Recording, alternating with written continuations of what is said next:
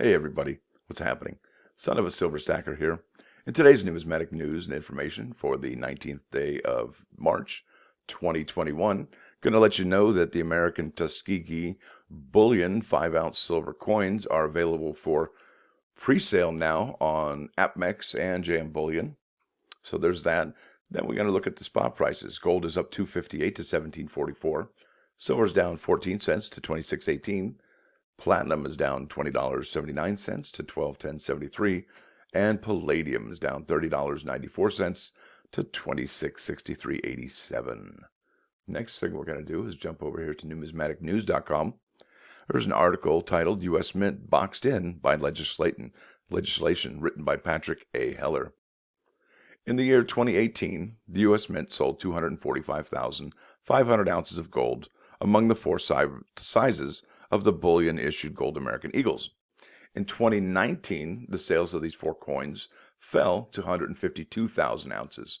Now, in 2020, they increased to 844,000 ounces. Now, through Tuesday this week, the Mint's year-to-date sales of these coins were 387,500 ounces. Now, the news was similar for the bullion price silver eagle dollars as well. Mint sales in 2018 totaled 15.7 million, another 14.8 million in 2019, and in 2020 it jumped to 30 million, and was at 10.2 million in 2021 year to date as of Tuesday this week, March 16th, 3 days ago. The U.S. Mint thus far in 2021 has been unable to produce sufficient gold and silver American Eagles to meet continuing strong public demand. Retailers are now often quoting delivery days of as much as 3 to 4 weeks after payment, or have often been forced to stop selling these coins altogether. And we've seen that. This has been happening since early February, and only just recently, in the last 2 or 3 days, did the bullion dealers get the American Silver Eagle Type 1 2021 back in stock. So that's huge. Now, how long they're going to be there, we don't know. But what we do know is that they're having a tough time keeping them in stock and even maybe minting them at all. At the same time, private gold and silver ingot manufacturers are ramping up production levels, partly because they are able to pay prices for physical metals higher than paper market spot prices, and then pass along those higher costs to consumers. Now, this is where it gets interesting, because I don't think the Mint is in that same position. Gold and silver American Eagle sales in 2021 would have been much higher had the U.S. Mint complied with federal statutes. 31 U.S. Code 5111A1 states, "The Secretary of the Treasury shall mint and issue coins described in Section 5112 of this title in amounts the Secretary decides are necessary to meet the needs of the United States." So the bold here is emphasized.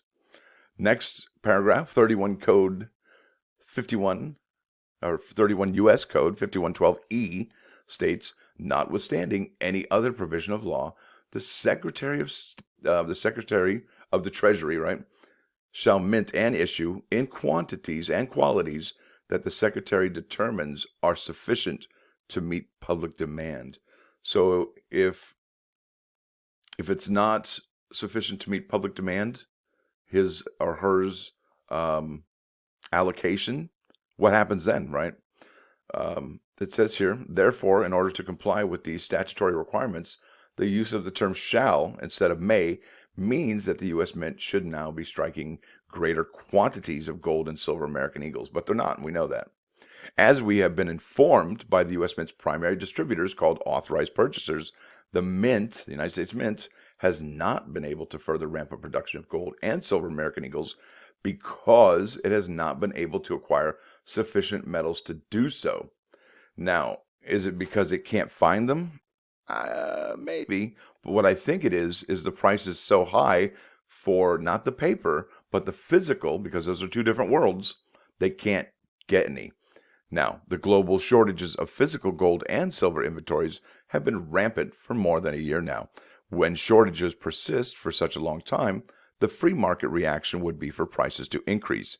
Indeed, gold and silver prices have increased over the past year. From March 19, 2020 through March 16, 2021, the closing COMEX gold price rose 17.7%. From 1470.75 to 1730.50. That's not bad. Now for silver, it says from March 18, 2020 through March 15, 2020, the COMEX silver close jumped 121.2%, from $11 to $25.97.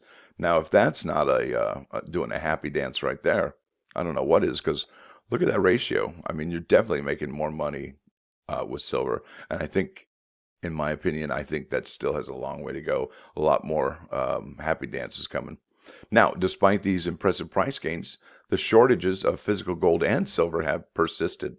That signals that gold and silver prices for physical metals should be even higher than the spot prices reflected by trading in the paper markets, such as the New York COMEX or in the London Bullion Market Association. Now, I just want to follow up with one thing. There's something called the LIBOR. Now, that's something that the United States bases their interest rates on, especially mortgage rates, the LIBOR. And that's the London Interbank Offer Rate, I think, exchange offer rate. I guess it would seem that London is the financial capital of the world. As current buyers of physical gold and silver products are aware, these products today cost much higher premiums above the paper market spot prices than in normal markets. There we go. It says here in 31 U.S. Code 5112, Section F, Part 1, the statute requires that the Secretary shall sell coins minted under subsection E, Silver Eagles, to the public at a price equal to the market value of the bullion at the time of the sale, plus cost of minting, marketing, and distributing such coins, including labor, materials, emphasis added, dyes, use of machinery, and promotional overhead expenses. Now, further on, it says a similar statute applies to prices of the gold American Eagles. Consequently, the mint could theoretically offer to pay a price higher than the paper market spot prices to acquire sufficient physical gold and silver inventories to ramp up production to meet public demand. And that is what private fabricators of gold and silver ingots are doing now to obtain these metals. And they're going to fill that surge in orders. And you know what? They're going to let me read that again to you. So this is interesting. That is what private fabricators of gold and silver ingots are now doing to obtain the metals needed to fill the surge in orders that they are receiving, which effectively reduces inventory for the mint to acquire. There it is. So there's a lot of factors going on here. Lots of stuff going on here that's making the mints, fall short of its obligations. Now, it says here, unfortunately, I probably would say regrettably, other statutes prohibit the U.S. Mint from offering to pay prices higher than established by the paper market spot prices. There you go. Because physical is not spot. ETF is spot. In 31 U.S. Code 5116 A3, it states in part, the Secretary shall pay not more than the average world price for the gold. 31 U.S. Code 5116 B2 states in part, the Secretary shall not pay more than the average world price for silver under any circumstances. As used in this paragraph, the term average world price means the price determined by a widely recognized commodity exchange at the time silver is obtained by the Secretary. And that is the London, it's already there, the London Bullion Market Association, LBMA.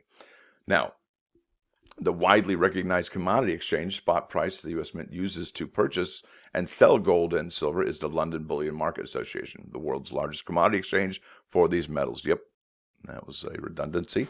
Effectively, the U.S. Mint is prevented from complying with one statutory requirement to produce gold and silver American Eagles sufficient to meet public demand by another statute requirement that prohibits it paying a price higher than the paper market spot price. So it's kind of a conundrum they are in, And it says here, technically, the U.S. Mint has one loophole where it could acquire more gold inventory, but not silver. It says here, it says 31 U.S. Code 5116 A3, elsewhere states, in the absence of available supplies of such gold at the average world price, the Secretary may use gold from the reserves held by the United States to mint the coins issued under Section 5112(1) of this title. I don't think they're going to go to Fort Knox to go digging into that one.